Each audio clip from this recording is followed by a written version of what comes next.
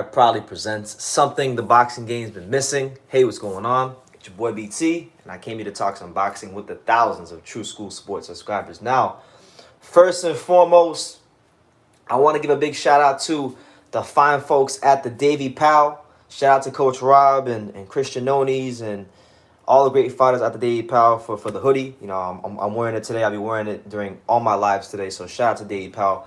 Much love to the Davy Powell. I was just at the Davy Powell. And it's been a long week for your boy BT. I've been going to a lot of gyms. I went to Luis Ortiz's gym Monday. That was way out there in South Miami. You know, I went to and by the way, guys, for those of you tuning in, let me know if the stream is clear because I'm not in my normal area right now. I'm somewhere else right now. So let me know if the stream is clear. But shout out to everybody at the Davy Powell. You know, for the hoodie. It's been a long week for your boy BT. I went to Luis Ortiz's gym earlier in the week. Did some interviews. I went to Mundo Boxing Gym earlier in the week. Did some interviews. Went to Davy Powell. Went to Beta Bay Boxing Gym. So I just been running around. There's like 15 interviews in my dashboard that I've just been editing and whatnot. So you guys will be seeing them come out gradually. You know, we got Hergovic, Zhukan. Shout out to my man Presidential Luke. He says it's clear. Salute to you, champ. Thank you. Yeah, so a lot of interviews coming out. And that's what it is, man. Like, we will not be denied here on True School Sports. I don't give a fuck what sort of obstacles, adversity, or anything that we go through in life. I will not be denied. True School Sports will be one of the biggest boxing channels in the world. I will not, fold under any sort of pressure. So that's what it is, man. But it's your boy BT. We got a long day of boxing. So before I get into the whole subject of this live, which is Teofimo Lopez versus George Kambosos, as well as the Showtime fights, what I wanted to tell you guys was this. I wanted to give you guys a little rundown on the schedule, what we have planned for today. So right now, as I'm speaking to you guys, it's currently 10:36 p.m. Eastern Standard Time here in South Florida.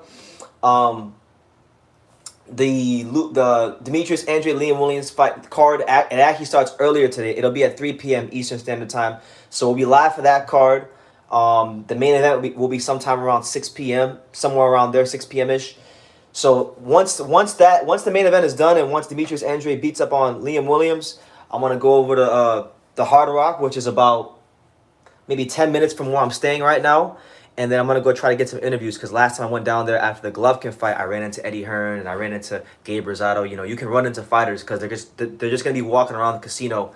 So that's the plan for today. And then after I go to the Hard Rock and hopefully get some interviews, I'm going to come back on YouTube and I'll be live for Jake Paul versus Ben Askren / Tony Harrison as well. I'll be keeping tabs on both fights. So it's just going to be a star-studded day here on True School Sports. So I hope you guys with me. Shout out to my main man, 50 grand. I see you, Ronald. I see you, champ. Ronald Finkley with the $2 super chat. He says, enjoy today, True School Sports. Absolutely. You enjoy your day today too, man. And listen, I'm going to be here. It's 10:37, so I'm thinking I'm going to be here till at least noon, maybe an hour and a half, maybe even 2 hours, depending on how I feel. But I'm going to be here for at least an hour and a half talking boxing, and then I'm going to go get something to eat, and then I'm going to go live at 3 o'clock. So y'all smash that like button. Y'all subscribe if you're new to the channel, all that good stuff. So let's get into it, man. Let's get into the whole subject of this live because I know y'all don't want to just see me talk about all this, just sitting here talking aimlessly. Now, let's start with Teofimo Lopez versus George Kambosos because that's what you guys are here for. That's what you guys want to hear about. So yesterday was the press conference. Yesterday, Teofimo Lopez and George Kambosos finally met face-to-face, which I found very interesting because of the fact that, a lot of people are shitting on this fight. A lot of people are saying this fight isn't all that good and all these different kinds of things. And look, you guys can go back to my archives. I've been saying that this fight is a better fight than people think for a long time now. And I still believe that. And yesterday during the press conference, what did we learn about Lopez and Kambosos? Well, listen, a lot of people, shout out to my man Andre, like Andre says that Kambosos got under Teofimo's skin, and that could very well be true. But at the same time, like, I'm just going to keep it a buck. I like Teofimo Lopez, but I keep it 100 no matter who I talk about. Teofimo Lopez, outside the ring, has shown himself to be sensitive at times. Like, for example, when he beat up Diego Magdaleno and he knocked him out, in the post-fight interview, he was talking about his dog and how he was depressed over his dog dying and things like that. And it's like, okay, your dog died, it's depressing, but like, I don't know. Go watch that post fight interview and you'll see what I'm talking about.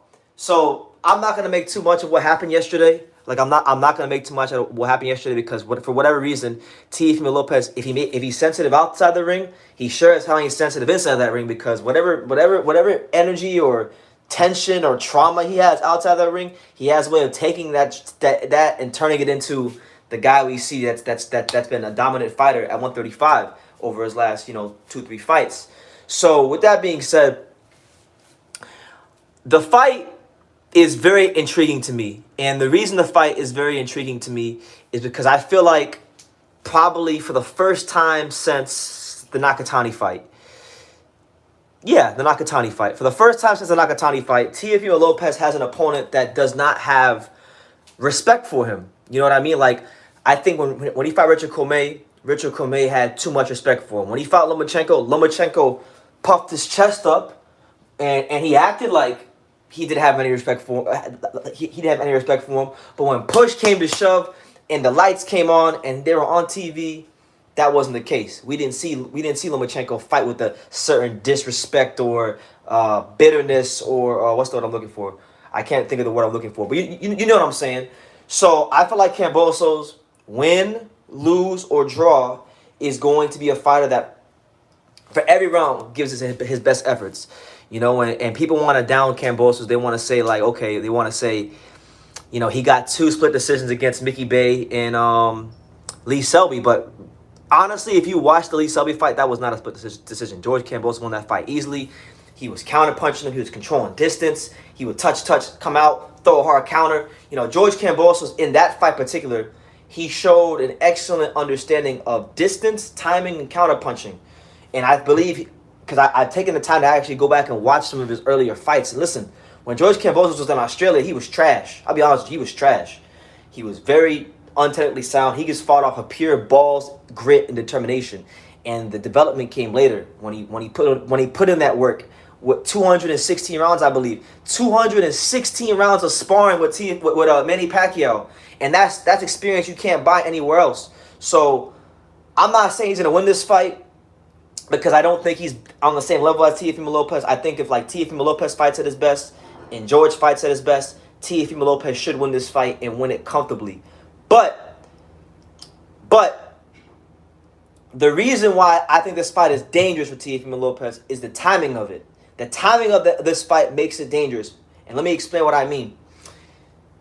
He just beat the guy. He beat the Matrix. He beat the pound-for-pound king, so to speak, in Vasily Lomachenko. And he beat him in a fashion that people didn't think he could beat him in. He outboxed him. He was moving. He was cutting off the angles. There was a reason why Lomachenko didn't throw a punch for like 6 rounds. It wasn't just because he didn't throw a punch. Teofimo Lopez didn't allow him to throw a punch. And those of you who don't watch your boxing don't understand that. But in this fight, with Kambosos, right? With Kambosos, I just really feel that there's a guy that does not give a fuck about what he did. The timing of this fight is dangerous for Teofimo Lopez because of the fact that he's coming off of that high. He's 23 years old. Technically, and this is not me saying this now, this is by the WBC. So don't get mad at me, I'm just a messenger. But by the WBC standards, Teofimo Lopez is the undisputed champion because they just made the WBC franchise title a belt that you can win outright. So he is undisputed, and he's being recognized as that. Don't get mad at me, it's WBC. So he's 23. He got this money from Triller. He's like, what, $7 million, something like that? So he's got the money. He's got the belt. He's got all the accomplishments. He's 23 years old. Is it too soon? It might be.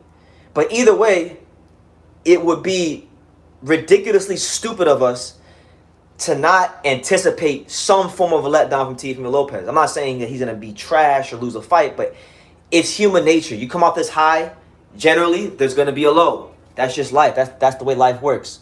So because of that, because of the fact that Kambosos, whether you like it or not, is an improving fighter, because of the fact that Kambosos is a guy that's gotten world-class sparring from everyone. I mean, from Pacquiao to Xander Zayas to just a whole host of fighters. He's gotten that working with. He's getting the work in under the lights as well. people are saying I honestly don't understand how people can say Lee Selby beat George Kambosos. I've watched that fight back a couple of times, and I saw Lee Selby throwing a lot of punches that were falling short. They're just missing by inches, and sometimes people, when a punch falls short and it's by inches, if you're not watching the fight close enough, you could score that as a punch that will land. But I really do think this is a dangerous fight for Teofimo Lopez because of the fact that, and listen, I know they're going to say in the media, like, look, shout out to Junior. Junior might come across this video. God bless Junior. God bless the Lopez family. I'm rooting for Teofimo Lopez, so don't take this as hate. But with this fight, they're going to say, oh, well, we're not overlooking Kambosos, which hopefully they're not. But I personally, for me, I think they are. I think just a little bit they are.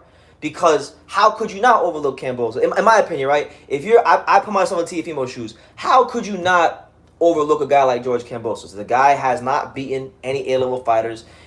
All of fight week, people are going to ask you about Haney and Ryan Garcia and Josh Taylor Ramirez. They're going to ask you about everybody but Kambosos, right?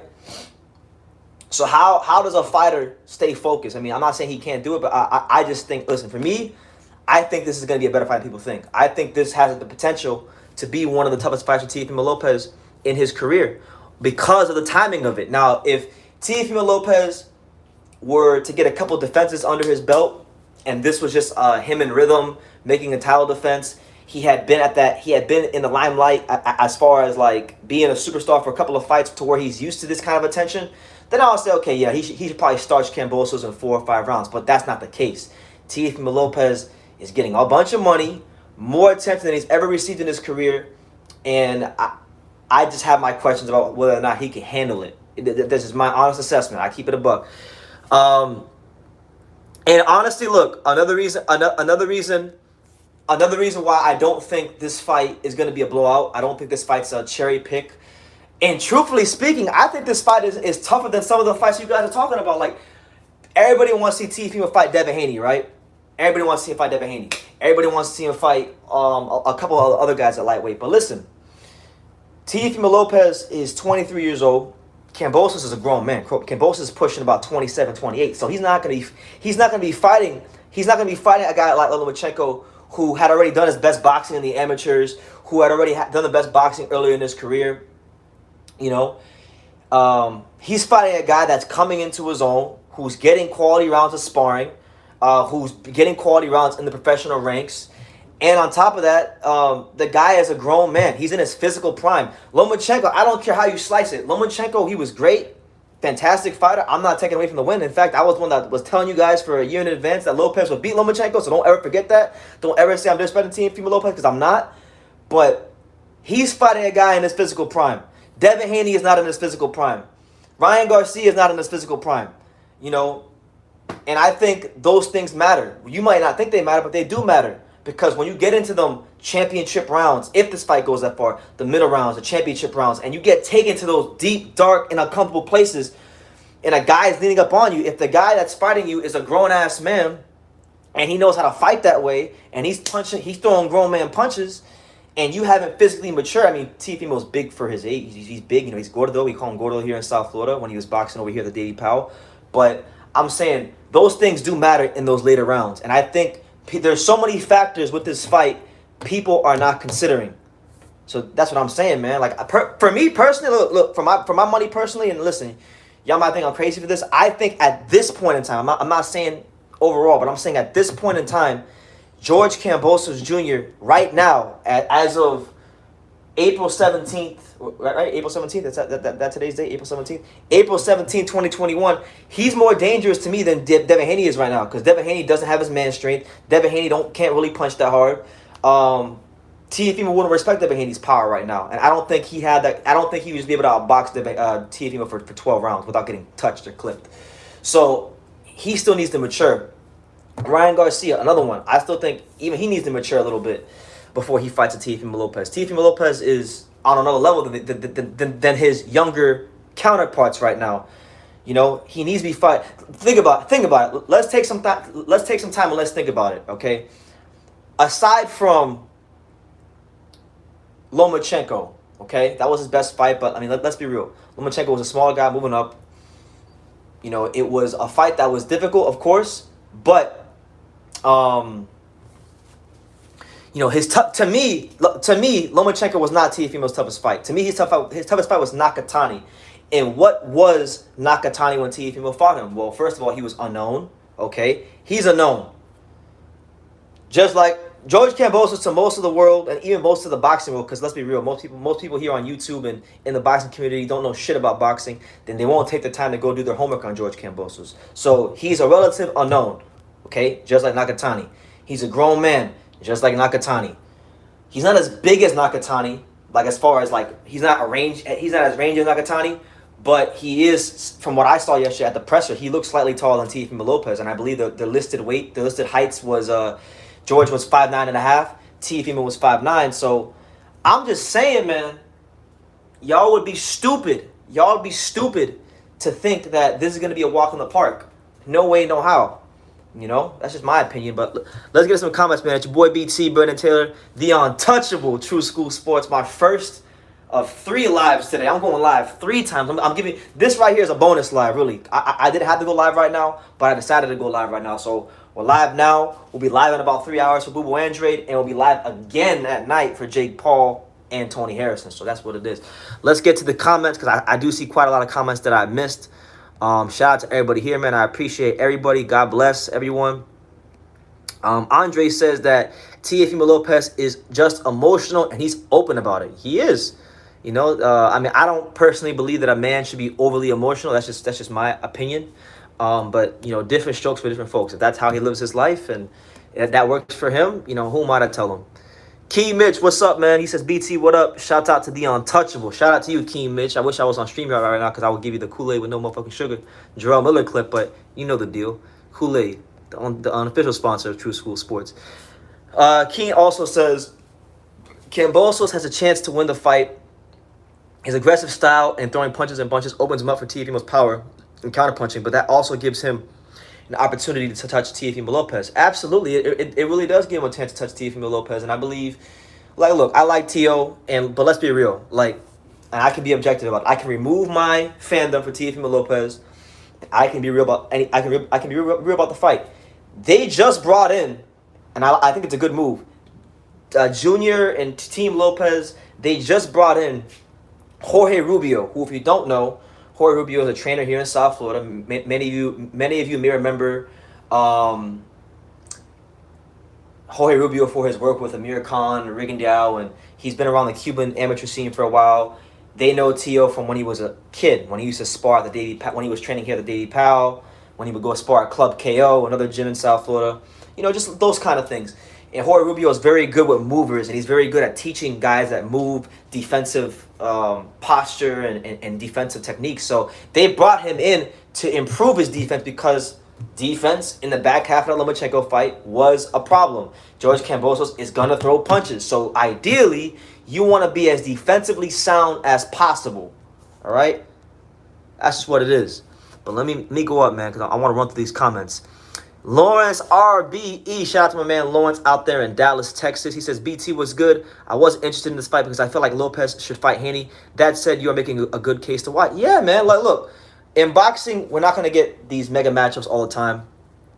And just because we don't get the big fights doesn't mean we got to disrespect the fighters that aren't as known. Like in Kambosos, like, look, a lot of times boxing fans say they want a fighter to put in the work to earn a fight. Kambosos has grinded his ass off. He was a relative unknown in Australia. You know, he went the IBF route to become mandatory. He went into the backyards of 2 former world champions, Mickey Bay and Lee Selby, and he beat them. And he did in this case what Lopez did to fight Lomachenko. He fought the guys in the rankings that would position him to get a title shot. The same way Teofimo Lopez fought you know, what's his name? Who was that guy's name? He fought this Finnish guy. I can't remember his name. He fought a Finnish guy whose name I can't remember right now. He fought the Finnish dude who he whooped. He fought Nakatani. He fought a bunch of guys. He fought a bunch of guys to get to the title shot, you know, and then Lomachenko gave it to him. So it's the same thing with Lopez that he did for Lomachenko, playing itself out in this case. Teofimo is a young, improving fighter. The Loma fight proves he has more to improve on. Teofimo and his camp think 100% that Kambosos is sweet. And listen, that's what I believe too. Like, and I want to actually get Junior on here in a couple of days or maybe like in a week or so, and I want to ask him like, what are you guys taking Kambosos lightly? Because I feel like there is a bit of that, in my opinion. Jesus M, shout out to him. He says the press conference was so fake. It really was. Like I think that Lopez and Kambosos were told by Triller to do that because Triller, make no mistakes about it, Triller is an entertainment platform, so they're gonna try to entertain people like that kind of stuff. And Teofimo was a great fighter. I think he's one of the best in the sport. I got him top 5 pound for pound.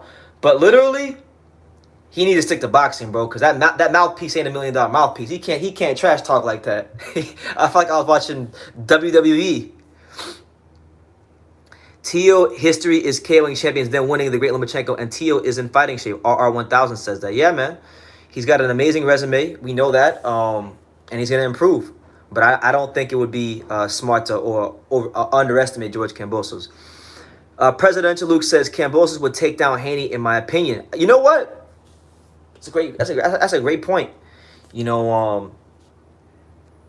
love to see that fight. If Kambosos wins this fight, or even if he loses this fight, I'd love to see Haney fight Kambosos just to see how he does. But that'd be a good fight. I'd rather see Loma versus Haney before Lopez versus Haney. That's from Baki Hamna. Loma Haney? That'd be cool. Be cool. I don't know. Be a cool fight, I guess. Do you follow the way? Is Teo still claiming New York City? You can't be double-minded and be successful. Listen. So look, you guys see what I'm wearing right now. I'm wearing this all day today because this was given to me out of appreciation from the great kids and the great people at the program at the Davy Powell. I was there the other day. The Davy Powell is where Teofimo Lopez know how to box, although he doesn't really say much in interviews. Look, from what I can see, I think he still is claiming New York. I saw a Triller clip where he was talking to Ghostface Killer from the Wu-Tang Clan, and they were talking about walking him out to the ring. But listen, I know the history of Teofimo Lopez. He's claiming New York for marketing purposes. But I know the truth. He went to, and listen, I'll ask him this if I ever talk to him. I have no problems asking or saying this to him. He went to Western High School. He went to Western High School in South Florida. He's from Pembroke Pines. He used to spar Dominique Francis and Aaron Aponte at Club KO in Pembroke Pines, which just doesn't even exist anymore, but he used to be down there. And he learned how to box in Davy Powell. I know his history. So he can claim Brooklyn all he wants. I know the truth. But yeah, he said he can't be. You can't be double-minded and be successful. I think you're very right. Let me see. Where we at? Kambosos sells the fight way better than Haney. Listen, Kambosos is doing his thing, man. And I like Kambosos because there's a lot of beta males in boxing. No disrespect to the fighters out there, but I'm talking about in terms of the way they carry themselves outside the ring. There was a lot of beta males in boxing. Kambosos carries himself as an alpha male, and I like that. Kambosos is more dangerous than Haney. He has the ability to outbox Teo. That's going to be something crazy to watch if it does happen. Sonia Dumas, she was going off, or he or she or whoever, they were going off on me about Canelo the other day. They said Floyd-Canelo fight was old, but out of his prime. People say put Floyd was pound for #1 in the world, so was he? All I know is Canelo Alvarez got schooled. He got schooled and got exposed as a hype job. Because they were calling Canelo the one. They were calling him the one to beat Floyd and all this stuff, and he didn't. I don't think he won one round against Floyd. George Kambosos see something. Tia was a little off in that press conference. George got in his head. Yeah, I mean, listen, maybe he did. We'll see come fight night. But I know one thing, because I'm very privileged to just. One thing about me is like I'm privileged just being here in South Florida and having the reputation I have, a good reputation, I believe. I don't really think I've screwed anybody over, and I always try to be honest with people. A lot of times people come to me and tell me things about fighters without even me asking here in South Florida. And everybody who's talked to me about George Kambosos here in South Florida that has been around him, that sparred him, have all said this guy, he fights his ass off. He fights with a great intensity. He carries himself in and out the ring like an alpha male, and he believes in himself. And a guy like that, you can never doubt a guy like that. Whether he's as talented or as not talented as Teofimo Lopez, he's got a chip on his shoulder. This guy comes from Australia. Well, let's be real. As far as boxing goes, ain't really shit in Australia. Not much. I mean, now you got Tim Tszyu and a couple other fighters, but in comparison to the in the overall grand scheme of things, Australia hasn't made a whole lot of waves in boxing, so he was already up against it in that regard. Didn't have a big amateur career, so he's up against it in that regard. And then he tested himself. He went through the process and education of turning himself into a top 10 world contender. He went and put in 200 plus rounds of Manny Pacquiao. He sparred Xander Zayas. He sparred Emmanuel Tego. He went into the backyards of Lee Selby and what's his name, Mickey Bay. So he's not a bum. And I think Teo's gonna win the fight. My prediction for the fight is I think Teofimo Lopez stops him in about 7 or 8 rounds. But I think it'll be a competitive fight, and I think George Kambosos' stock is gonna go way up after this fight because he's gonna go in there and he's gonna give Teofimo Lopez a fight, in my opinion. I could be wrong, but we'll see. Jesus M says, "How are you?" I'm good, champ. It's been a long week. Like I said earlier, I've been doing been going to a lot of gyms. Been editing a lot of these videos. None of the interviews from this week have even come out yet. But I'm getting them on my dashboard. I'm gonna start scheduling them, and you'll start seeing them. So I'm good. I'm happy to just be on the grind, just to be zoned in to what I'm doing what I love. I love covering the sport of boxing. I love being around it, and I had some great conversations this week with Philip Hergovic, Zhu Ken, and the list goes on and on. So yeah, I'm great. BT, who do you got tonight? And shout out to my main man, Minimax Boxing. That's the youngest in charge in South Florida. I got Demetrius Andre beating the brakes off of Leon Williams. I'm talking. Listen, man. I'm talking. Hold on a second. Hold on, man. Hold on. I'm gonna tell you who I got. Hold on. Where's it at? Listen. I'm gonna tell you who I got. Listen. Hold on. Let me make sure I got this right. Listen. You wanna know who I got? You want to know who I'm picking for Demetrius Andre versus Leon Williams? It's quite simple. I'm going with the American, baby. I'm going with the American. Demetrius Andre is going to beat the brakes off this British hype job. I can't wait. Or my bad. I can't say British hype job because he's not British. He's Welsh. So Demetrius Andre going to beat the brakes off this Welsh hype job. I can't even call him a British hype job because he's a Welshman. So yeah, man, I got Boo Boo Andre beating the piss out of Leon Williams and stopping him in the later round. I'm gonna say the 10th round. I don't think we'll get him out of there early. I think it'll be a slow, methodical beating. My prediction for the Tony Harrison fight, that's a good one. Brian Perella's coming up in weight. I got I'll say Harrison wins a decision, and then I think Jake Paul's gonna fold up Ben Askren like a blue steel chair. So those are my predictions for tonight. Damn, so many freaking comments, man. I appreciate everybody who's here, man. Make sure y'all smash that like button. I'm gonna get to everybody's comments accordingly. I'm just working my way down comment by comment. So if I haven't got to your comment yet, I'm not ignoring you. I'm giving everybody their just due respect and all that stuff. Toby Bartlett, what's up, champ? He says salute BT and the chat. Shout out to you, Toby. Good to see you.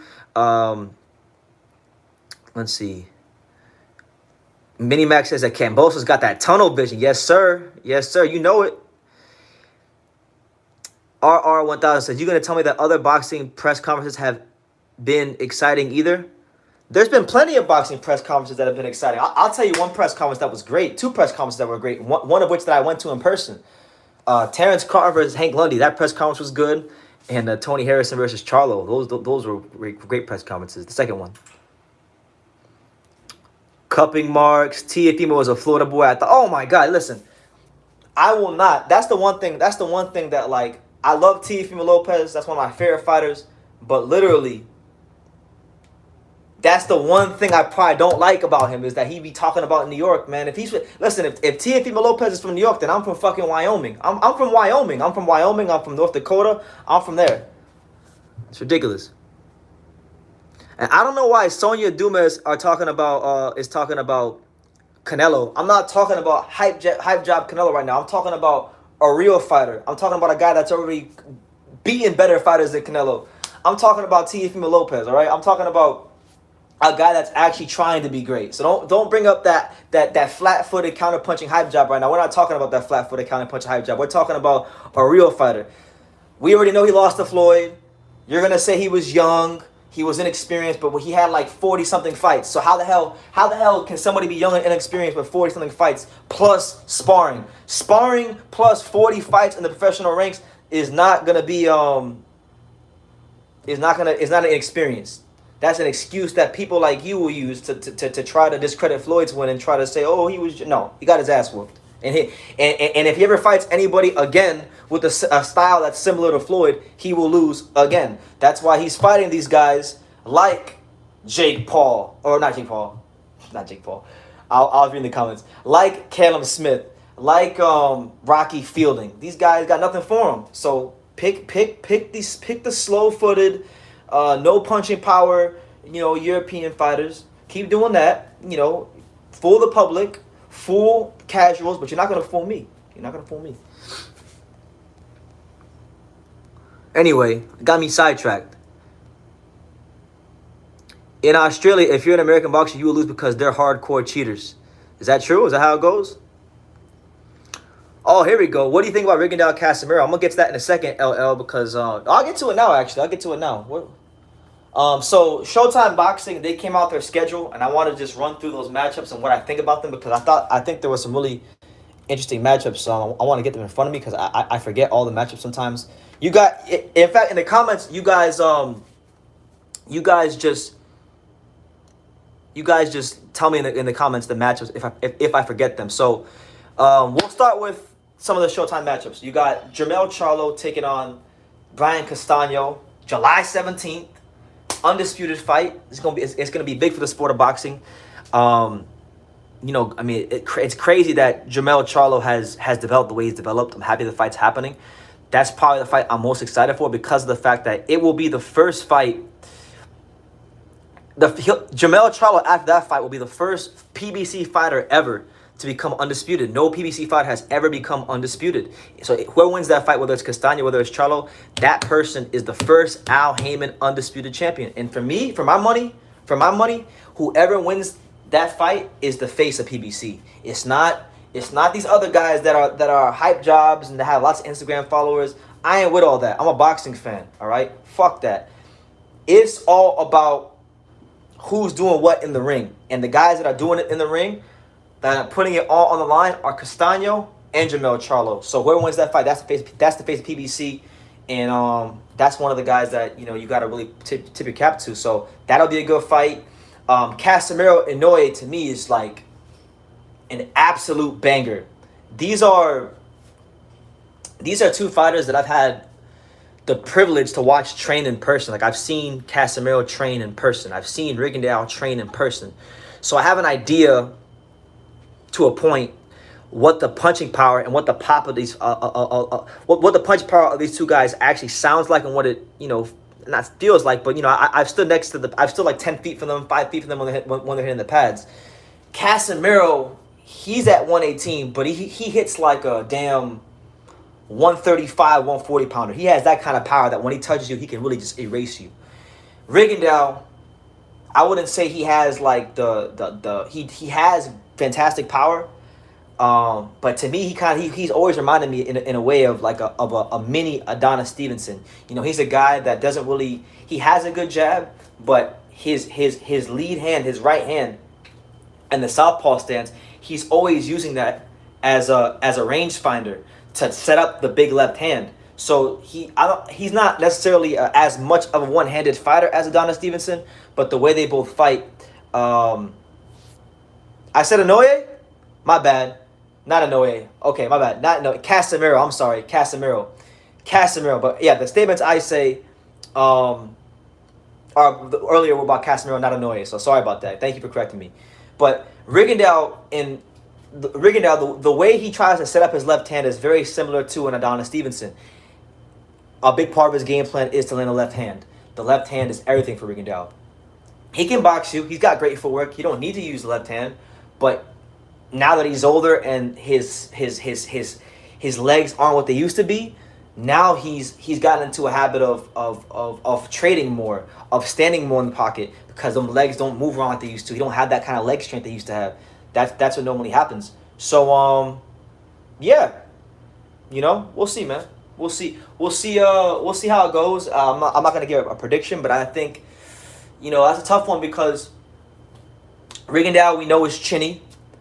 We know he's older, but we also know that Casemiro isn't necessarily a fantastic technical fighter.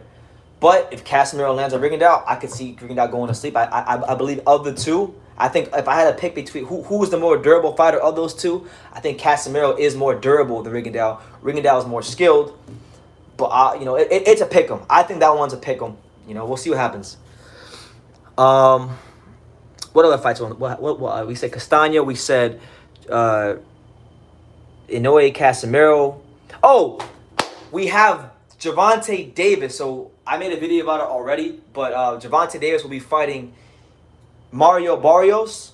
And he's going up to 140 to fight Mario Barrios for one of those like random trinkets. One of those trinkets where that doesn't really matter. But if he beats Mario Barrios, then maybe the promotions, whenever they refer to Gervonta Davis, they can say he was a 3-division champion because he had a random trinket. Listen, it's a good fight. I think it's a good fight. I don't know what maybe the promotion's plans are for Tank Davis, but if he wins this fight and decides to stay at 140, then I think it's a smart move because of the fact that Teofimo Lopez wants to go to 140. If Davis already has some sort of belt and is already at 140 before Lopez gets there, then that puts pressure on Lopez to fight Davis, and they could be in a position of power. So it's all chess, it's all strategy, business wise. That's the sport of boxing. As far as Davis's fight with Barrios. I'm sorry. I'm reading the comments, so I'm getting fighters' names crossed up. Davis versus Mario Barrios. Fantastic fight. Gervonta Davis, one of the most explosive fighters in the sport of boxing today. He's someone that, when he's right, we know what he does. He put people in body bags. We saw his last fight with Santa Cruz. We've seen it in the past when he's fought in these smaller fighters like Jesus Cuellar. We've seen it when he fought Pedraza, who was a good win for him early in his career when he became the youngest world champion in boxing. So when he's right, we know what Tank does. We know he put people in body bags. So I like the fight. Barrios is bigger. He's stronger. He's undefeated. He's never lost. And the funny thing with Tank, right? A lot of people criticize him in his career because he fought smaller guys. Jesus Cuellar. He was trying to fight Abner Mares. He fought Santa Cruz. Guys like that. Okay? Now he's fighting a guy who's bigger. So for people who criticize Gervonta Davis, you can't criticize this fight because first you wanted to say he's fighting smaller guys. Now he's fighting a bigger guy who is undefeated. So, I think he'll win. I think he's going to fold. I think he's going to stretch Mario Barrios. Mario Barrios get hit too damn much. He stays in that pocket. He fights in that little high guard. I was there live. I saw with my own 4 eyes. I saw when Mario Barrios fought the Cowboy Ryan Carl. I was going for Ryan Carl because I like Ryan Carl. Ryan Carl, who was putting that pressure on. He was putting that pressure on Mario Barrios, and Mario Barrios was getting touched here, there, and everywhere. Luckily for him, I think he was physically stronger than Ryan Carl. I think he was a bit more talented than Ryan Carl, and ultimately he broke Ryan Carl's nose, and that's what won the fight. But this is a different animal to Ryan Carl. We're talking about speed, explosiveness, just a whole lot of different attributes that he's never been with under them lights in the ring. So I think Gervonta Davis has another star-making performance. I'm talking like 6-7 round stoppage, stretches Mario Barrios and picks up a trinket at 140. And then I don't know what he's gonna do with that. I don't know if he's gonna decide to stay there, but yeah, we'll see what happens, man. I'm excited for that fight. And then on that card as well, you got oh my god, you got the co-main event. You got Jason Rosario taking on Erickson Lubin, a crossroads fight. Oh my god, you can't ask for much better than that fight. You can't. These are two guys that have both gotten their asses knocked out by the man himself, Mr. Keep One in Your Mouth, Jamel Charlo. These guys have been folded up by him like a blue steel chair, and they're at different points in their journey. He's been afforded the time to rebuild himself. He's fought Ishe Smith and Silverio Ortiz and Terrell Goucher. But to me, in my opinion, for my money, this is the biggest litmus test in his rebuilding efforts since he lost to Charlo. And we're going to see if Erickson Lubin is really the goods. Will he be a world champion? Will he be a factor at 154 at that top level? Or is he just going to be some guy that's a solid contender that could be in a good fight here and there? We'll see what happens with him. Rosario, on the other hand, is different. He didn't have no chance to be built up and have a comeback route. You know what I'm saying? Rosario just got knocked out by, what's his name? Charlo, with a jab. He was having convulsions, having seizures, That's what it was. And now he's going to have to go straight into it with a very hungry Erickson Lubin. So we'll see, man. I like the fight. Lubin's a guy that I believe if we had to pick who had more tools, I think Lubin has more tools than Rosario. He can box better, technically. I think he's also can trade, he can slug. He's shown that in the past. But Kevin Cunningham has him fighting more of a conservative, technical style. So we'll see what happens on fight night. But we know Rosario's going to come and put the pressure on him. So does Rosario bust the pipes of Erickson Lubin? Does he take Lubin to those deep, dark, uncomfortable places that Jamel Charlo took him to, that Slaverio Ortiz took him to? We'll see, man. I think it's a great co-main event for a great card. That's probably the one I'm most excited for. Let me see. We got a lot of people commenting. Holy hell. Shout out to my man Terrell Cameron. He's asking all kinds of questions. He says, how did you get here? Come out, report. What are you talking about? I don't know what you're talking about, Terrell. Please explain. Kean Mitch says, that's the problem. Nobody in the world believed Canelo Smith was the best super middleweight in the world. In fact, he was the worst champion in the division. He had trinkets, so they hyped him. Perfectly stated. I couldn't say any better than that. Canelo Smith was the weakest of the bunch. I knew that, and anybody who watched the John Ryder fight, or the Nishiki Holshkin fight for that matter, knew that. So, I was never... I even made the video way before that fight happened. I said this is going to be one of the biggest mismatches of 2020. And that's exactly what happened. Let me see. Where we at now? 40 fights in pro boxing. 40 fights in pro boxing is young because Wilder was 30 fights and still a baby. Yeah, bro. Boxing needs to take the training wheels off these fighters, man. These guys are warriors. I respect them, but, y'all got to stop coddling these fighters. They're fighters. Let them fight. Canelo is a hype job. That's why there's already 60,000 tickets sold for his next fight to allow stupid people in the world, huh? Yeah. As a matter of fact, yeah. There's lots of casual fans, and there's hella Mexican fans that don't give a fuck about boxing. They just watch boxing when Canelo's fighting, or they only support the Mexican fighters. So yeah, there's plenty of casuals that'll be at that fight. In fact, I'm one of the 60,000. I actually bought tickets. I'll be there myself, So I'll be there. I'll be at Cowboy Stadium. If any of you are out there that are going to be in Dallas for that fight, let me know. I'll be there. I'll be there supporting Billy Joe Saunders, hoping he boxes this hype job's ears off. I don't think he'll win, but I'll be rooting for him. Terrell Cameron says, have you been in the ring? Have you been in the ring? Have you been in the ring? This guy asked, have you been in the ring twice? Yeah, I've been in the ring. Let me see. Terrell Cameron's got weird comments. Let me see. What other comments did I miss? Jesus M says, George doesn't throw jabs, body shots and volume punches, and no combos. I mean, listen, when I saw the Lee Selby fight, he threw jabs in that fight. And he threw some great straight right hands. But we'll see, man. You never know from fight to fight what kind of improvements a fighter will make. So we'll see what happens. George has that journey vision. Teofimo needs to be 100% himself and drop the mouthpiece and embrace his roots, or he'll be confused if he runs into a rough. Ooh! Do you follow the way? He dropping that heat. Hey, listen, man. I agree. I really agree. It really pisses me off how it upsets me, and I know I'm not alone because I talk to a lot of fighters, professional and amateur here in South Florida. People that train with Teofimo Lopez, people that were in the gym with him and when nobody knew who the fuck he was. I know people here that I've asked them, I'm like, yo, what do you think about Teofimo Lopez saying he's from Brooklyn and not never embracing South Florida? And a lot of people feel some type of way about it. So I think you're right. I think he really should embrace where he's from. Because, listen, at the end of the day, he can be El Brooklyn. His dad can be from Brooklyn. But Teofimo Lopez went to Western High School. Look it up. He went to Western High School in South Florida. He used to train at Club KO in Pembroke Pines. He used to spar Dominique Francis and Aaron Aponte in South Florida. You know, come on, man. I know the history.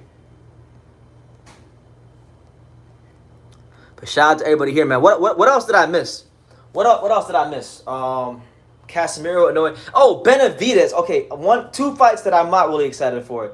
You have Benavidez taking on Jose Uzcategui, which maybe I shouldn't complain about it because Uzcategui is he's a guy that's been at a good level.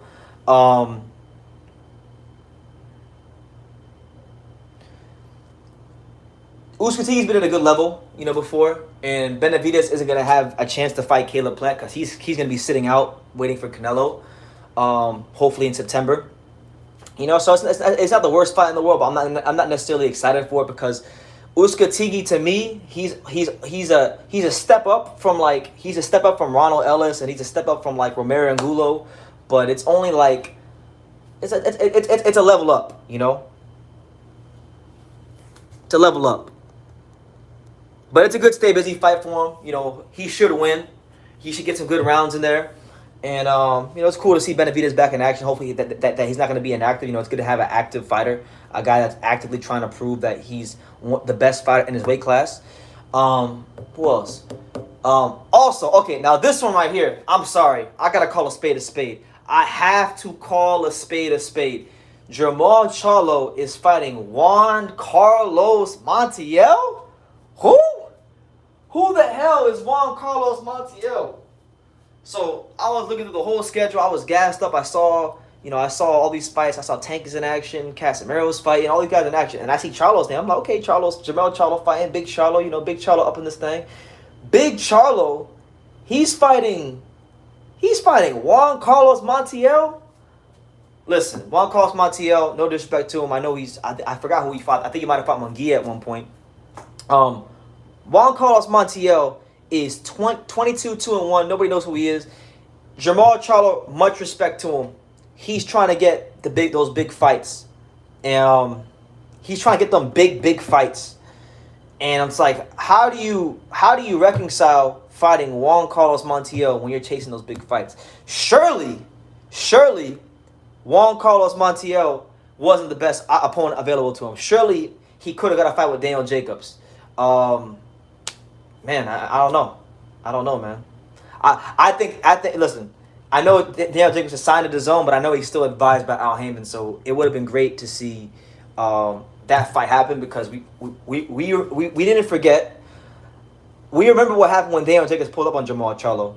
He said I came at the perfect time. He said I'm touching M's. He was talking that money talk when he talked to Charlo. That fight would have been great, but we know how it is, man. They want to protect these fighters. They want to make sure they stay, they stay nice and squeaky clean. So that's happening with Charlo. Somebody asked me earlier about, and I'm gonna get to your comments. So if you guys are commenting, I'm gonna get to your comments. I see you, Sonia, in the comments, still going on about flat-footed counter-punching hype job Canelo. I'm not gonna talk about him no more. So you can keep commenting about that hype job. I'm not gonna talk about him no more. And if you want, listen. This is the last thing I'll say about Canelo. If he wants me to stop calling him a hype job, he's only got to do one thing. And I've said this before, and I'll say it again. I'm going to say it as many times as possible so people can hear it. All he has to do, he don't even got to beat Demetrius Andrade. He doesn't even have to beat Demetrius Andrade. He just has to fight Demetrius Andrade. He just has to sign a contract to fight him. If he just signs a contract, my whole mood will change. My whole perspective on the guy will change because I don't think he wants to fight him. I think he is scared to fight Demetrius Andrade. And when I say scared, I don't mean scared as far as like he's scared of getting punched by him. He's scared of getting hurt by him. That's not what I mean. When I say Canelo is scared of fighting Demetrius Andrade, what I'm saying is this. I'm talking about the fact that Canelo Alvarez right now in boxing, he has this aura of invincibility. People think he's unbeatable. People look at him and they see some unbeatable fighter. If Boo Andrade fights him, I can guarantee you one thing. He may beat Boo Andrade and he might lose to Boo Andrade. Who knows? Maybe it'll be a draw. But win, lose, or draw, he will no longer look like an invincible fighter. He will no longer look like an unbeatable fighter. And that's the last thing Eddie Reynoso, Eddie Hearn, or Canelo himself want. So they're going to keep fighting Rocky Fielding. They're going to keep fighting Kalen Smith. They're gonna keep fighting these guys that they know he could beat. So, if he fights him soon, I'll say, you know what? Hey, Canelo Alvarez, true warrior of the sport.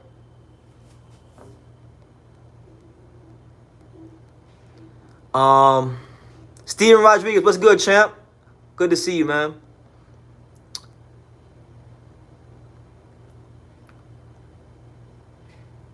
Let me see. Oh yeah, but somebody mentioned, and listen, man. Hold on. I'm gonna get to this last comment, and then I'm gonna. BT is the owner of the Untouchable Empire. LOL. We are all in here in his chat talking about it, so I can never call him a hype job. Thank you, King. Listen, Sonya is saying I'm a hype job. Sonya is saying I'm not nothing. Okay, but you're over here. If I wasn't anything, you would be like a lot of other people that aren't here, not watching the live. But you're here. You're here for some reason. You're here because you like. Even though you don't agree with me about Canelo, you like how I talk about boxing. You like my energy. You like my swag. You like everything about me. That's why you're here, and that's why you're commenting on all my videos. So, hey, I appreciate you. God bless you. Much love to you. Okay? And then he said, Mom, I'm gonna read your comment word for word. You said Mom lean. So I don't know what the fuck that means. Mom lean. Looking like a fool. You talked about when you were sparring and how you quit inspiring. Oh, in sparring? You look like a fool. Well, at least I got in there. And I didn't quit in sparring. You misheard what I said. You misheard what I said with your punk ass. I never said that. I never said I quit in sparring. I said that I've had a tough sparring session with a very good amateur fighter named what's his name? Moses Molina the third. Moses Molina III, good fighter, okay? And he took me to some deep, dark, uncomfortable places I've never been at. I'll be honest with you. I can be honest with myself because, listen, when you test yourself, unlike Canelo, when you test yourself against people that are actually better than you, that can challenge you, you're okay. You're okay if you come up short because you gave it your best effort. So, listen, he was a great fighter, but I fought hard the whole sparring session. Every round that I was in there, I fought as hard as I could. He was better than me. No shame in that.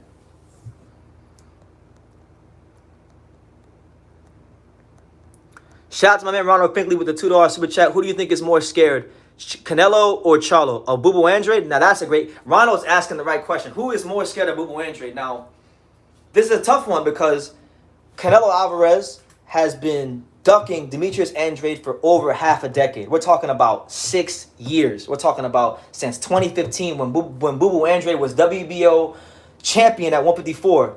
He could have fought Bubu Andrade then for a belt. But no, what did he do? He fought James Kirkland, the Mandingo Warrior. He didn't want that. So, okay. Ducked him there. Fought Liam Smith for a vacant belt. Once he didn't have it no more, the same belt he could have fought him for before he fought James Kirkland. Then had a chance years later to fight him for undisputed at 160. All he had to do was fight Demetrius Andrade. They asked him about it. What did Canelo say? What did Canelo say? He said, he said, I don't want to fight him because he's boring. I don't want to fight him because he's boring. Those aren't my words. I didn't tell Canelo to say that. I'm not making shit up here. I didn't wake up one day and just say, hey, how could I hate on Canelo today? No. I'm going off actual facts. They asked Canelo Alvarez about who could he fight next. A fight with Demetrius Andrade next for undisputed, and he said Canelo was boring. So I'm just saying, man, how could you defend a guy like that?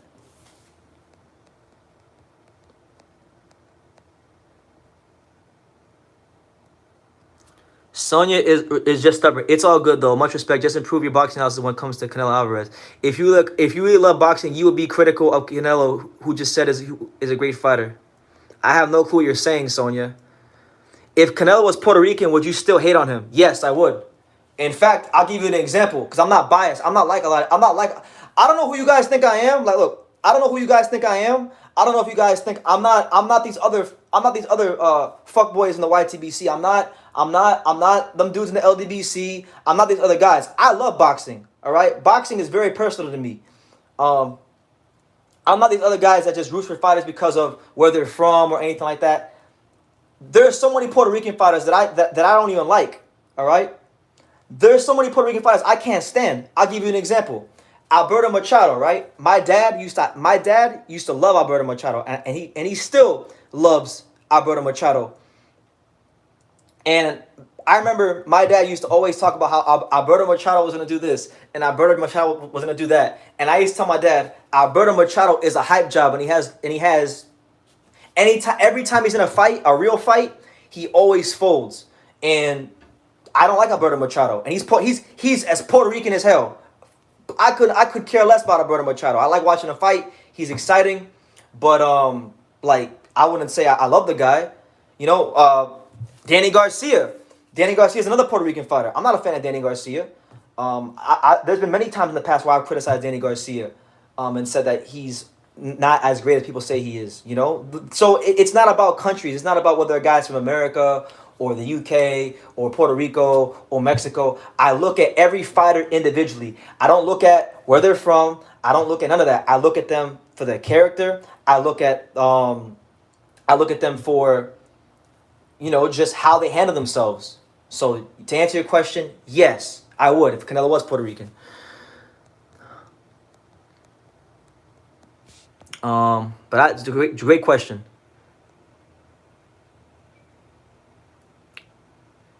But yeah, man. What else was it? Okay, so Ubali Donaire. I wanted to talk about Ubali Donaire because that was another good fight. Um, Ubali was obviously Ubali is very strong. He's very sturdy. He has good amateur pedigree. He's someone that he beat Rashid Warren. Yeah, Ruben. Look, he's trying to listen. He's trying to play me. He's trying to play me. He's trying to play the untouchable. You can't play the untouchable. I don't know who you guys think you're talking to. I don't know who on God's green earth you guys think you're talking to. You're not talking. You're not talking. This ain't Fanon. This ain't those other YouTubers. I'm not those guys. This is a whole different beast. So when you come to me, please come correct. Please come correct. But yeah, getting back to the Bali Donaire, it's a good fight, man. It should have been happened a couple times. It got rescheduled many times already. Donaire is still one of the best fighters out there at 118. He's had a great career. He's tested himself and fought the best, at all times in every weight class, unlike a certain fighter we've been talking about earlier. You know what I'm saying? Canelo Alvarez. See, thank you, Sonya. So you got Canelo stuck in my head now, man. I hate you right now. But Donaire and Ubali is a good fight because Ubali is physically strong enough to test Donaire. We know at 118, Donaire is arguably the hardest puncher in that weight class. We saw what he did to, what's his name, Stefan Young. We saw what Donaire was doing to Inoue in spots of that fight. So that's going to be a banger, an absolutely amazing fight. You also have Brandon Figueroa taking on Luis Neri, which is an amazing fight. I think their styles are going to match perfectly. It's one of those Mexico versus Mexico fights, so you can only expect fireworks when you get guys from those countries with that style. And it's a fight with big implications because they've already announced that the winner of that fight is going to be fighting Stephen Fulton. And listen, Stephen Fulton has gained my respect because very few fighters, maybe only one or two fighters, since I've been on YouTube, have proved me as wrong as Stephen Fulton did. He went in there against my boy Angelo Leo, and he beat the brakes off Angelo Leo. He beat him coming forward. He beat him going backwards. He beat him at his own game. I had to really put some respect on Stephen Fulton's name. And as far as I'm concerned right now, for my money, for my money right now, the best 122-pounder in the world, from what I've seen is Fulton, because of the guys he fought coming up, because of how he beat Angelo Leo. He's fighting the winner of that fight, so I'll love him against the winner of Neri versus Figueroa because of the fact that Neri comes forward and Neri's going to be aggressive. Figueroa comes forward. Figueroa's going to be aggressive, and Fulton has a lot of tools in his toolbox. He's got speed. He's got the outside boxing ability. He can fight on the inside, as you saw against Angelo Leo. So that's going to be a fantastic just round robin. And I'm very sure that my boy, Angelo Leo, will be back on the comeback trail. I've heard some rumblings from some people in the boxing world that I can't really say on YouTube because I'll get in trouble. But I have an idea of who he's fighting next. I know who he's fighting next. And he's going to be rebuilding himself. So I'm looking forward to seeing Angelo Leo get back in the ring because I think he'll be on one of their undercards, So a lot of good things happening in boxing, man. There's a lot of negatives we could focus on.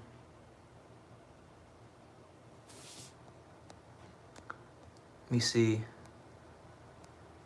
I can't spell, but you're answering back. You can't blame it on the microphone. Whatever. You know what? I'm done. I'm done with you, Sonia. Get the fuck out of here. Get out of here. Hold on. How you block someone on this thing? I don't block people, but come on, man. It's getting ridiculous. It's getting ridiculous, man. Like, I'm sorry, bro. I'm trying to talk about other things, and you want to sit here and talk to me about Canelo. I don't want to talk about Canelo right now. So, God bless you, Sonia. You have yourself a great day. But like, I ain't fucking with you. Ruben Crespo says Felix Verdejo is trash. I mean, look, another one. That's another one. I like Verdejo, and I had high hopes for him. But I'm real about Verdejo. I don't think he's ever gonna win a big fight. I don't think he will ever win a big fight. He's got all the skills in the world. He's got the jab. He's got the speed. He's got power. But this man, all the time, I love the guy, and I truly love Verdejo. Verdejo always fades in the back half of fights. Always. We saw it when he fought Lozada in a fight he was supposed to win. We saw it when he fought what's his name? Nakatani. And oh my God, this man was boxing the shit out of Nakatani. He was having the best performance of his career against Nakatani. But Nakatani was a fighter that wouldn't quit, that had that grit, that determination to keep going forward. And Nakatani, once he came for it, he was throwing them grown man punches. So we know Nakatani wasn't gonna be no cupcake, you know, and when he wasn't a cupcake, Verdejo didn't know how to adjust to Nakatani's aggression, him landing punches, and he had little punch resistance. So I hope he can win a fight. I hope he can, if he fights like a Richard Commey, then great. Like, because Richard Commey versus Verdejo will be fireworks, and I want to see Verdejo get over the hump. But I got to be honest, I have my doubts. My doubts are as clear as ever with Verdejo. How do you grade the Lubu Andre card? It's a hell of a card. I think it's a solid card. I mean, the undercard, from what I'm gonna see if I can remember. I know you got that one big Uzbekistan heavyweight. I can't even say his name. He trains out in Warriors boxing gym. I know who he is. He's fighting Andre Fedosov. That's a solid fight at heavyweight. You have Chris Pearson. Who's Chris Pearson fighting? I'm trying to remember. Somebody remind me who's Chris Pearson fighting? I can't remember who Chris Pearson was fighting. He's on the card. That's a good fight. You have Otha Jones on the card. It's a solid card. I've seen way worse. Going live, but martial arts fan says Jamel Charlo versus Tim Tszyu. Oh my God, that would be an amazing fight. I don't think that fight should happen soon, not right away. I think Tim Tszyu still needs some experience. I would like to see Tim Tszyu step it up for like two or three more fights, and if Charlo is there, make the fight happen. Oh, Gongora. Yes. Oh my God, that fight right there. Listen, for the 23 of you watching this video right now, and I pray to God they don't put on a bad fight when I say this, because this happened one time on the DAZN card when John Ryder fought Mike Guy. I thought that was going to be a good fight. That fight was trash. Chris Pearson versus Carlos Gongora. Hell of a fight. You know, we know Gongora, he was an unknown fighter when he fought who was the guy he fought? The guy that's with Golovkin all the time. I can't remember his name. You know what I'm talking about. The guy that fights on all the Golovkin cards. He was an underdog. They brought him in. He was an unknown fighter from Ecuador. Nobody knew who the hell he was, and he beat the brakes off of that one guy. Ali Akhmedov, that was his name. Ali Akhmedov. He fought Ali Akhmedov, a promising prospect. You know, he was supposed to be someone that was going to make a lot of waves and do his thing. You know, when Gongora fought Ali Akhmedov, he left it all out there in the ring. He left it all out there in the ring and did his thing. So I'm really excited for that fight, and I'm excited to see what's going to happen. What's going to happen with that fight? You know, Pearson, from what I can remember about him, I haven't seen him fight in a little bit, but I remember Pearson as a good technical fighter, guy that can move, can box a little bit. Remember seeing him fight on Showbox a couple of times. He fought Eric Walker. He fought a couple guys, you know. But like, if he gets there and so with that fight, if Pearson gets there and he's over there and he's trying to box, you know, he's trying to use that jab and move and slip and all that stuff. How does he handle the pressure of Gongora? We know Gongora from the little bit we know about him. We know Gongora is not gonna ever quit. We know he's not going to ever give up. We know he's going to throw punches. We know he's going to come forward. We know he's going to be dangerous for as long as he's in there. So I'm looking very forward to that fight. That's probably, to me, that's the fight of not just the undercard, but if it might have a chance to be the best fight of the night. I'll be honest with you. I'll be honest with you. Because Chris Pearson is a good fighter. Griva says Gongora is a heavy favorite, which is very interesting because now the pendulum has swung. He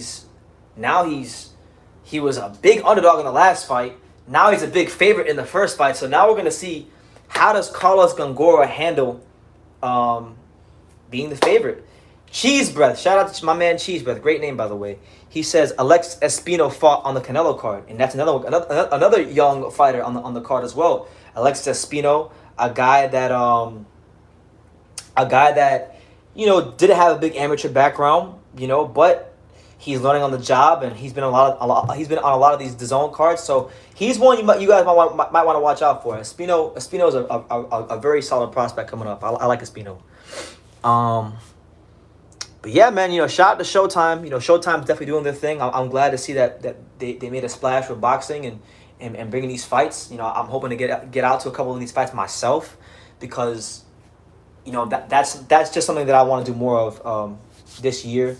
Go to more fights. Go to these fights and interview fans outside the arena, like I did for Tito Estrada. I had a blast doing that, so I want to do that as much as possible at all these big fights. And listen, for people like Sonia Dumas, who was here earlier, if you listen, I'm not gonna ever come out here and stick my chest out and say I'm this and I'm that. But look, if you ever disagree with me, right, and you're in these comments and you say, True School, you don't know shit about boxing, you don't know this, you don't know that, and if you see me at one of these fights and I'm out and about and I'm with my little tripod and I'm interviewing people, say what's up. Tell me to my face why I don't know shit about boxing. I love to talk to people that disagree with me. I love conflict. Conflict is great. And Grievous says he's gonna put a side bet on Boo Boo Andrew on points. That's a safe bet. I would go with I hope he stops him. I'm going with the Demetrius Andrade 10th round stoppage. How can Jamal live with himself knowing he is by far the inferior Charlo twin? How can Jamal? I don't know, man.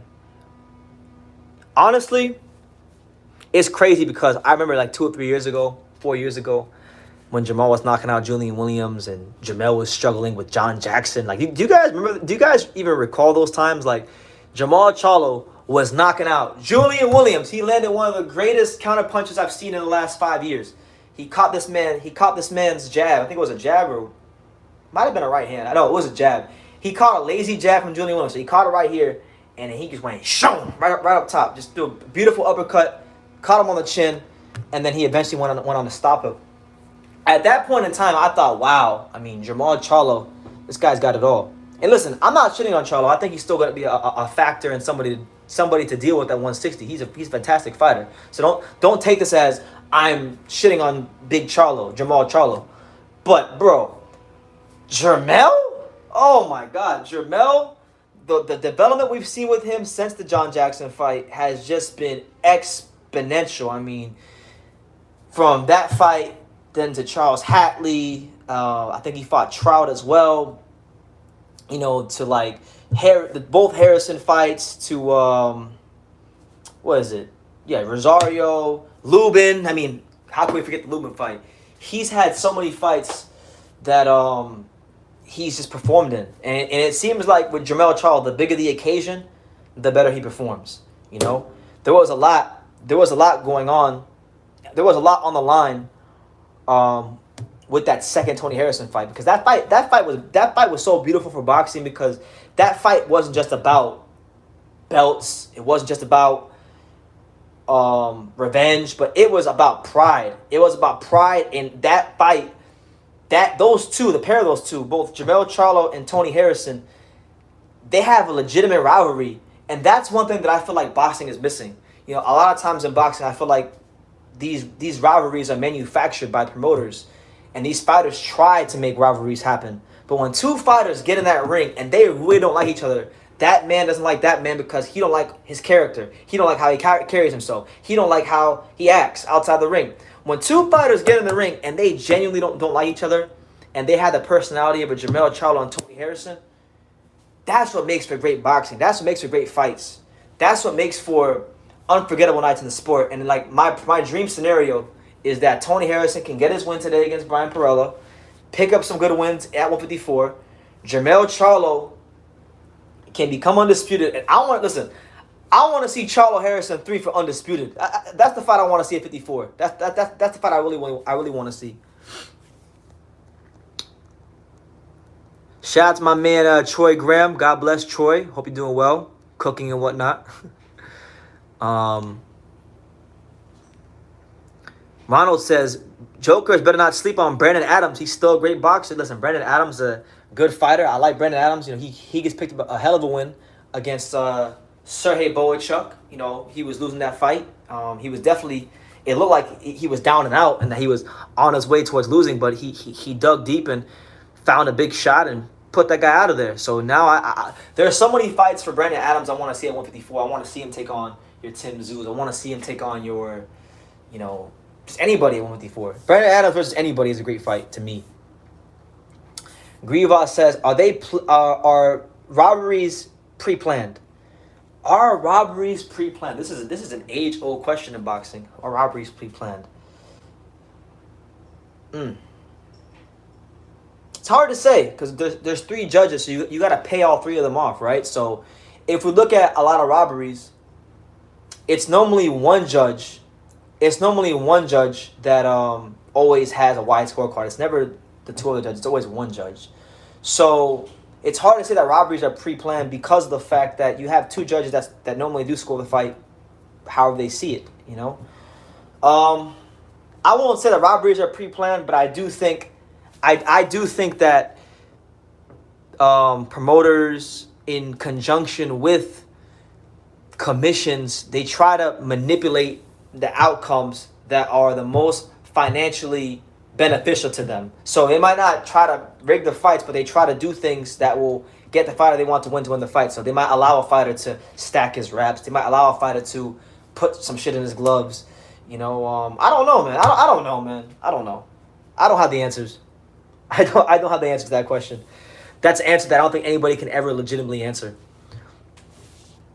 Boxing lately has been on point, especially in the UK. Shout out to the UK. They're doing their thing, man. You know, hopefully we continue to see great fights out there. Remember in the face-off, and then shout out to Jose Camacho from the MXBC, the mighty MXBC.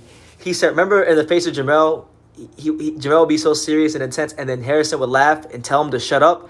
He would say, man, shut up, man, shut up, you corny. Listen, that fight, them two, listen, I know, because I have a friend, shout out to my guy Felipe, I don't know if he's watching this, but Felipe, shout out to him. Like, there's people out there that like Charlo that think that Charlo never lost any of their fights. Like, he won the rematch and he was robbed in the first fight, which I don't think so. I think Harrison outboxed him slightly in the first fight. That fight is good for boxing. Like, bro, if you don't want to see Harrison fight Charlo for a 3rd time, you don't care about what's good for boxing, because the build-up had people talking. The ratings were great on because they had that fight on. That was one of the only great fights that PBC ever put on Fox. Because, you know, a lot of times PBC puts their good fights on Showtime, and they put the trash ones on Fox. But this one was on Fox, and it was great. It did great ratings.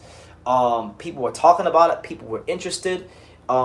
It's what boxing needs. Boxing needs more fights like Harrison versus Charlo, where guys don't like each other. Because the problem with boxing, right? And I feel like this comes from the amateur boxing culture, particularly here in America, right? Maybe I'm wrong, but these fighters grow up with each other in the amateurs. They become friends, and they say, "I don't want to fight this guy because he's my friend. He's my friend. I don't want to fight." Listen, this is the fight game. Fuck all that friend shit. We need to fight it. We need to see these fights happen, okay? And they need to happen quickly and swiftly. So I love when I see Charlo Harrison because it reminds me. Sometimes when I'm covering boxing and you get all this politically correct bullshit from fighters, you know, I had a great fight. It was a great camp.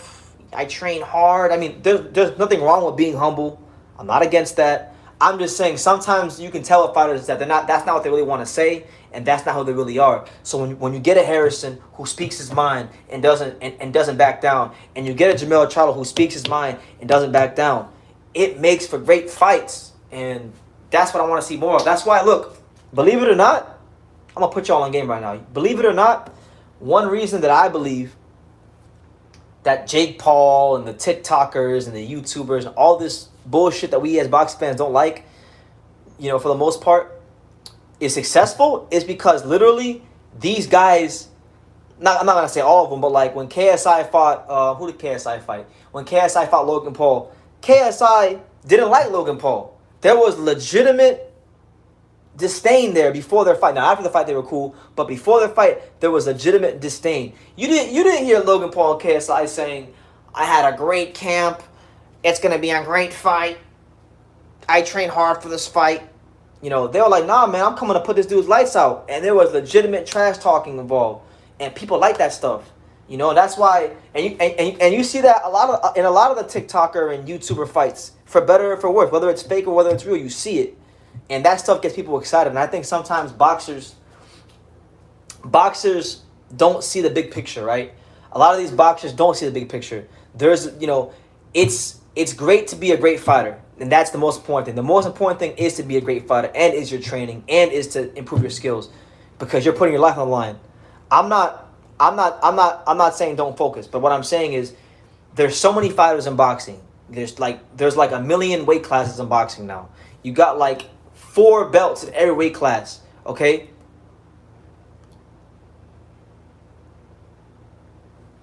Black Auto 28 says, keep putting in that good work. Trap Dad, Big Smith. Hey, shout out to my man Smith Francis. Smith Francis, the father of Dominique Trap Francis. Great guy, Dominique Trap Francis. One of the best prospects at 122. He's 9-0 with 6 KOs. One of the most talented fighters in South Florida. We were just talking about Teofimo Lopez and how he's from South Florida and how he's from this gym right here, the Davey Powell, and how he went to Western High School, but he used to spar Dominique Francis, this guy's son, so shout out to him, man. But yeah, what we talking about? Sometimes fighters don't see the big picture. Like, there's a lot of fighters, and it's hard to stand out in boxing because there's so many fighters. So many times, it's not enough just to be a good fighter. You got to have something outside the ring that fans can grab onto and connect with you, Like, for example, right? I'm going to give you an example. A lot of younger people that don't even watch boxing connect with Ryan Garcia because Ryan Garcia is, he's very social media savvy, so that's why he has a lot of fans. A lot of people connect with Tyson Fury because of the whole mental health thing. A lot of people connect with Jamel Charlo because he's unfiltered. He says, keep running your mouth. And he says what he wants to say. So he has a good fan base. He has a certain fan base. You got to have something that allows people to attach to you outside that ring. I'm not saying you got to be fake. I'm not saying you got to be manufactured or be someone you're not. But what I am saying is you should be vulnerable about who it is you are outside the ring so that people know who you are just outside of, that you throw a good jab or you throw a good straight right hand or that you have good defense, because that's what people, that's what helps you become a star, You gotta know how to market yourself. And fighters gotta see the bigger picture. And I think a lot of them don't, which is why, one of the reasons why I feel like Jake Paul, Ben Askren's happening today, and all these YouTuber TikToker fights happening. So that's just my 2 cents. Jose Camacho said, and right now, what time is it right now? It's 10:50. It's 11:52. So that means it's gonna be noon in about 7 minutes. So yeah, I'm gonna get off here in about 10 minutes, guys, because I gotta go eat and then just get prepared for my live. But we'll take some more questions and talk to some more people. Make sure y'all smash that like button, super chat, subscribe if you're new here, all that good stuff. Jose Camacho says, if you had to cut the fat from boxing, delete 5 weight classes, what would they be? That's a great question. Okay. The weight classes that I would delete from boxing are very simple. I would delete cruiserweight. Cruiserweight would go because it's just too much fuckery going on cruiserweight. I don't like what's going on cruiserweight. Bridgerweight. I know Bridgerweight hasn't started yet, but Bridgerweight. I'll get rid of Bridgerweight. I would actually, believe it or not, I would get rid of super middleweight. I would get rid of. I would actually get rid of 105. I would get rid of 105 because 105 is too damn small. Fight at 108. I will get rid of 130. I'll get rid of 130 because 130 is pointless to me because featherweight is one of the original 8 weight classes in boxing and lightweight is one of the original 8 weight classes in boxing. So I don't feel like there should be a in between weight because that's just like whatever. Either be a featherweight or be a lightweight. So cruiserweight, bridgerweight, 105, super middleweight, and the last one I said, whatever I said last, and 130. So those are the 5 that I would just like get out of there. Jesus M says, "What do you have for breakfast?" I haven't decided yet, man. I'm actually at a hotel right now. I went to a hotel for the weekend. They had breakfast this morning, but I didn't make it in time. So there's a couple of places to eat around where I'm staying. So I'll probably just go outside and go look for some place to eat. There's like a Chipotle up the street. They got Burger King. They got McDonald's. I'll probably go to Chipotle. Get me a nice little burrito. Chicken burrito with some fake Mexican food. Some good old fake Mexican food. But yeah, man, I'm really excited for this flight, man. Look, y'all see. Look, hold on. Y'all see it, man. Hold on. Jesus M says, "Do I eat healthy?" I'll be honest with you, man. Nah, my eating habits aren't the best. I try to eat healthy. The one thing I do right, I'll tell you this. I don't eat the healthiest, but I drink a lot of water. I drink lots and lots and lots of water. So my eating habits got to improve. I got to become more disciplined in that area of my life, but I drink a lot of water. But listen, I'm gonna show y'all something right now. Hold on. So y'all see it, right? Cause look, shout out to all the Brits, all the Welsh people. But look, I know later on when I go live for this Demetrius Andrade versus Liam Williams live, like look, when Demetrius Andrade starts fighting, I'm gonna pull out my American flag and I'm gonna start waving it proudly.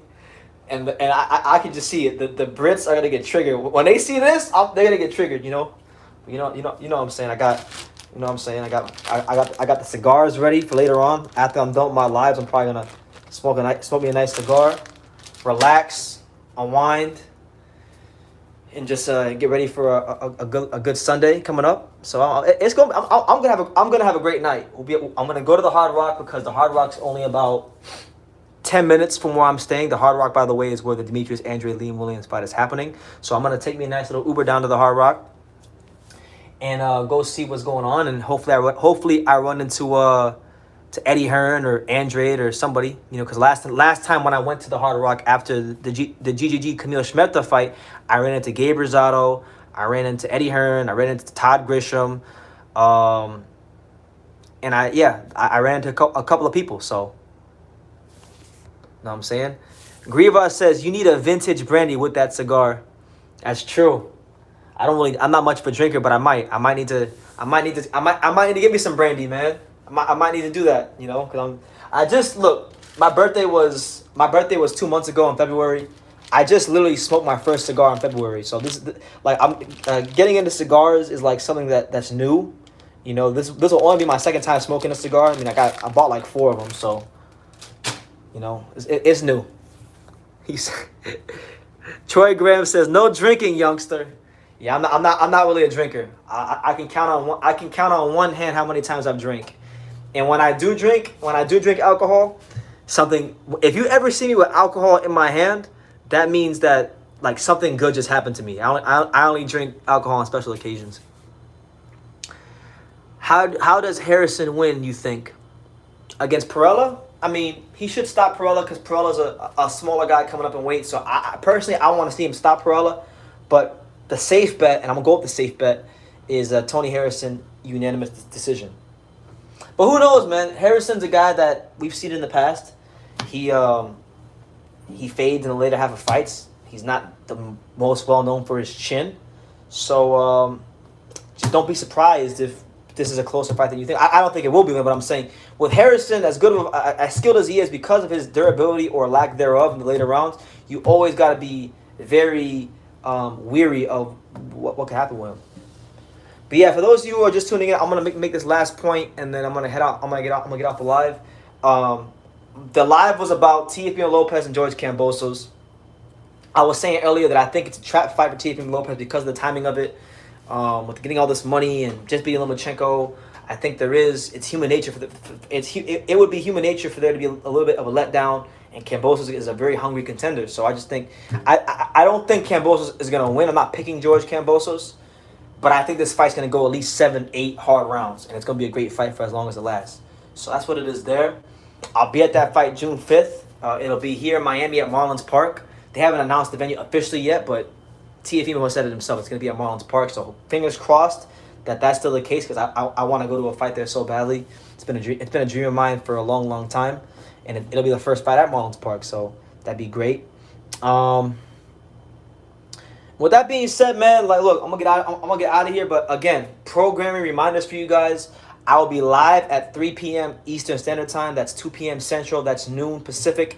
That would be 8 p.m. UK time. The Demetrius Andre Liam Williams card starts at that time. Okay, the main event will be around sometime 6 p.m. Eastern. 5 p.m. if you're Central. 3 p.m. if you're in Pacific time zone. If you're in the UK, that would be 11 p.m. prime time, so to speak. So I'll be live for that card first. Then I'm going to the Hard Rock to go try to get some interviews, and then I'm coming back here to do my live for Jake Paul, Ben Askren, as well as Tony Harrison as well. I'm gonna try to keep my eye on both fights. So that's what it is there. You guys take care of yourselves. I'll see you guys in a couple hours. And like I say in every single one of these videos, you can love me or you can hate me, but I'm just Kid from Daniel. So until next time, take care, guys.